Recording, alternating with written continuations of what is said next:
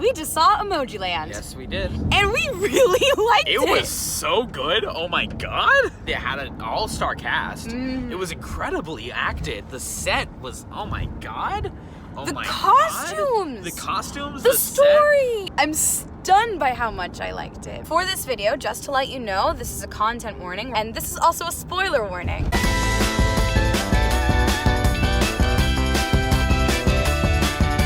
The story opens with a bunch of emojis just going, yay, we love life. We are made of pixels. They're celebrating because a new update is going to be coming in. They're excited for new emojis. The main character is Smize, smiling face with smiling eyes. Smize has depression. She sings a whole song about how like she puts on a face for everyone because everyone knows her as smiling and happy all the time, but she's really sad on the inside. Sunny, like cool sunglasses emoji. Princess reminds everyone who's in charge. The princess sings a song they performed at Broadway Con called Princess is a Bitch. It slaps. It's a bop. I can't wait until the album comes out. And kissy face. The skull emoji is also depressed. He's absolutely convinced that it is his purpose in life to die, but he can't because he's made of code. Construction worker emoji and policewoman emoji. And they're so cute. There's a levitating business guy. No, his name is Man in Business Suit Levitating. So Mibble,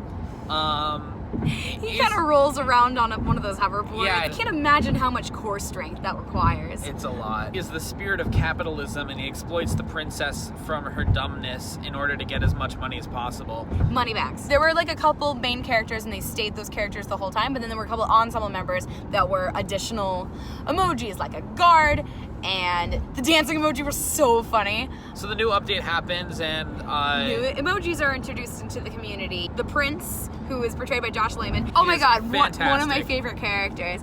And then you've also got Nerdface, who is adorable. He and Smize sort of hit it off. You see me for who I am, and not just at face value. He's like, these are very strong prescription glasses. It was a funny line. Sunny and a bunch of other emojis that like just remind Sunny how cool he is. They're like, no, don't hang out with nerd. Sunny basically becomes the stereotypical jock. Does he get a redemption arc? No, he just sort of dies. So with the new update, the skull emoji befriends Nerdface. And it's like, hey, can you help me delete myself? So Nerdface gets to work on that. And meanwhile, Prince and Princess try to argue over who wins, rightful ruler.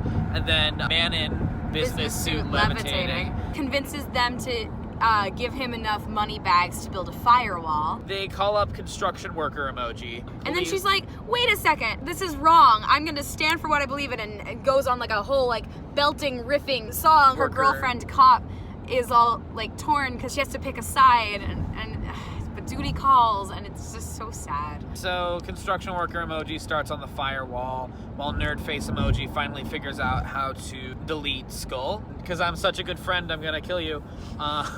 If you ingest this, you will die, but if you like break the vial, you have to be really, really careful. To spread the virus, it's gonna make people freeze up, and then they're gonna crash, and then they disappear. And so the Act 1 closer is Skull being like, okay, I guess I'll kill everyone now, and smashes the vial. Act 2 opens. The prince and the princess are throwing a firewall ball. And this was peak fever dream. This was my favorite part! She's singing a whole song about how, like, you can't give up, you gotta keep going, and then projected in the background are these computer-generated poops and plungers.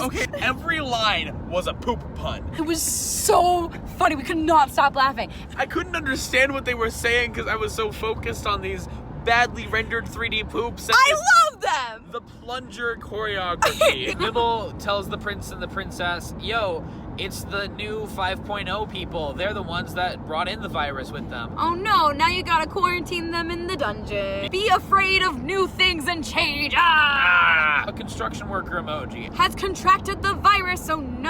Yeah, and she dies in her girlfriend's arms. There's a whole sad deletion projection. And then policewoman sings like a really like Dreamgirls almost style song. Oh my God, she's where she so like talented. riffs all over the place.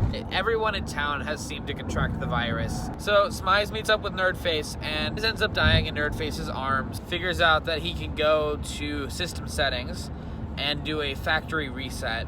But Skull follows him there. And they're fighting, and they're like, you say you don't care about anything, but you are really passionate about not caring about everything. You're so wrapped up in wanting to delete yourself that you forgot to ask yourself if anybody else wanted to be deleted too. Yeah, and like, you gotta give them that choice. So Skull agrees to do a factory reset. Yeah, second chances. That's a big theme of this show. They're like sing glitching.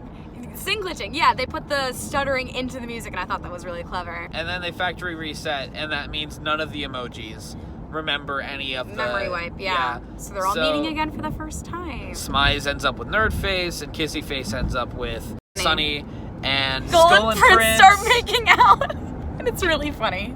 That's essentially Emojiland. This was a very small and intimate space. It kind of reminded me of a high school or black box theater. The other audience members seemed to be having a really good time too. Like whenever a character would belt or they were just doing something insanely amazing, they were like, yeah! So cool to see them having a good time as well. You take these like colorful, like happy, bright things that children love, and then you give it like a deep story that some of it may go over kids' heads, but like it hits the adults like smack in the middle of the forehead. It gives the characters backstories, it gives them multifaceted personalities. Instead of being a 2-hour commercial for iPhones, or you could have like replaced emojis with like normal humans. But it's the fact that they were emojis that gave them that extra level of comedy. If my purpose in life is to be the smiling face, why am I sad inside? It touched on nihilism, capitalism, totalitarianism, all the isms, depression. It was shockingly deep for a show called Emojiland. I don't think it matters like what the source material is, be it a book or a movie or anything. It's if you're able to tell a story using those things, that's what makes a show good. My friend Annabelle, who saw the show with us, said that it reminded her a lot of the Lego Movie, and I absolutely agree. It also reminded me of Inside Out, The Good Place, SpongeBob the Musical, similar genre. If you like silly, if you like fun, you're in for a good time with Emojiland. I can't recommend it highly enough. I want to see it again. Very good. And I'm gonna go make fan art now. Okay, we got peace. Peace. Thumbs up. Thumbs up. Pound. Okay. Oh, okay. High five. High five. Yay. Go see Emojiland. Go see Emojiland. Yeah! This has been Stagedoor Siblings.